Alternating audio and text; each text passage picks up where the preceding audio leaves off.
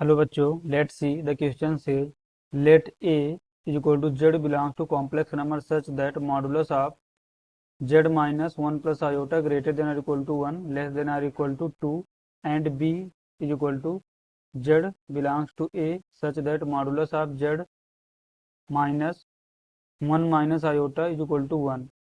Then B.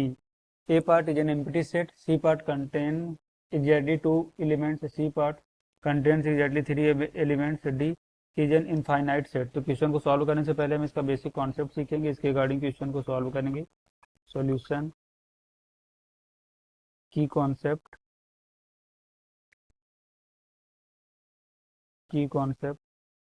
देखो, अगर हमें लिखा है z minus z bar modulus is equal to r, then it represent a circle with center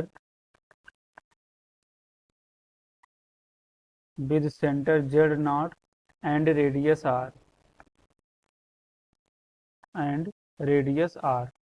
तो हम इस बेसिक कॉन्सेप्ट का यूज करेंगे. इसके अकॉर्डिंग क्वेश्चन को सॉल्व करेंगे. देखो क्वेश्चन में हमारा जो ए सेट है वो क्या गिवन है, Z belongs to complex number सी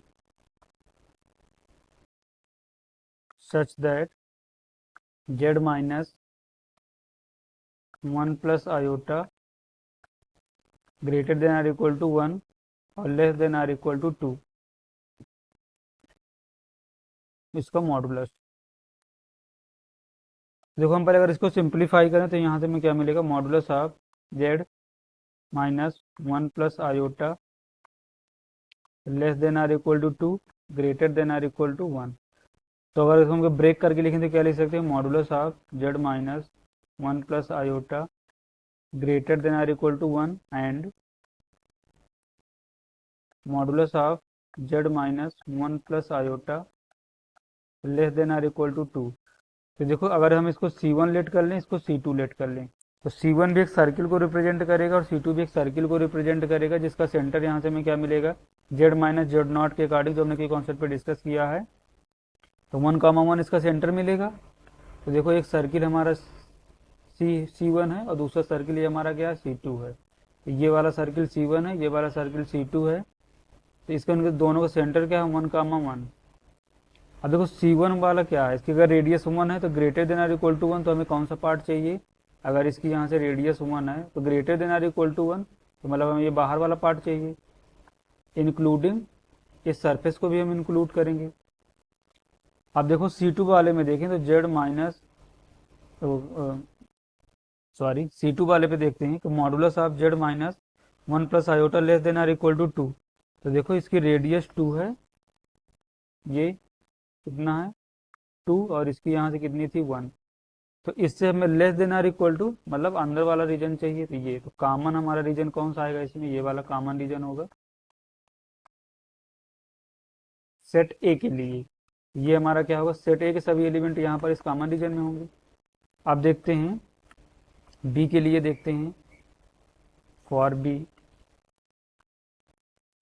तो फॉर बी में क्या क्या गिवन है, modulus of z minus one minus iota यहाँ पर क्या ब्रैकेट है इज इक्वल टू 1. तो इसका सेंटर यहाँ से हमें क्या मिलेगा, इस वाले सर्कल का सेंटर मिलेगा 1 कामा माइनस 1 और रेडियस क्या मिलेगी, radius is equal to 1.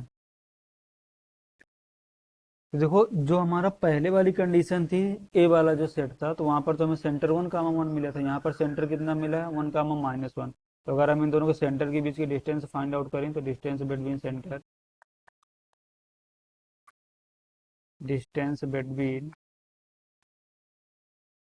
Centre, तो देखो 1 कामा 1 एंड 1 कामा माइनस 1, तो इनके बीच की डिस्टेंस अगर फाइंड आउट करें तो हमें कितना मिलेगा, डी इक्वल टू 1 माइनस 1 का होल स्क्वायर प्लस 1 प्लस 1 का होल स्क्वायर अंडर रूट. तो 1 माइनस 1 तो जीरो बनेगा, तो यहाँ से डी हमें कितना मिला, डी इक्वल टू 2. अब देखो छोटे वाले सर्किल की हमारी रेडियस कितनी है, 1 है, और बड़े वाले भी सर्किल की रेडियस कितनी है हमारी, 1 है। तो अगर यहाँ से हम फाइंड आउट करें सम ऑफ द रेडियस,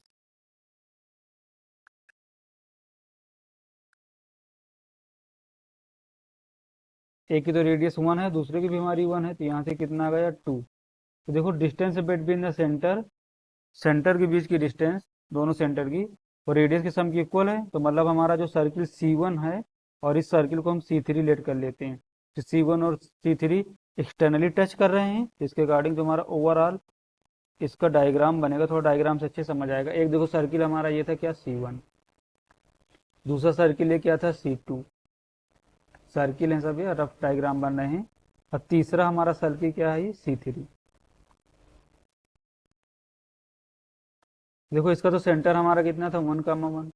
इस वाले का हमारा सेंटर क्या रहा था, 1,-1। और इनके अगर सेंटर के बीच की डिस्टेंस फाइंड आउट करते हैं डी, ये कितनी मिलती है, डी इज इक्वल टू 2।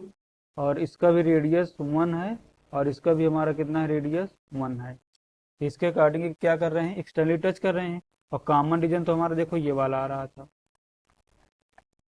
पूरा, तो बी वाला सेट तो यहाँ पर है, और ये पूरा यहाँ से क्या था, ये था हमारा ए और ये है हमारा बी।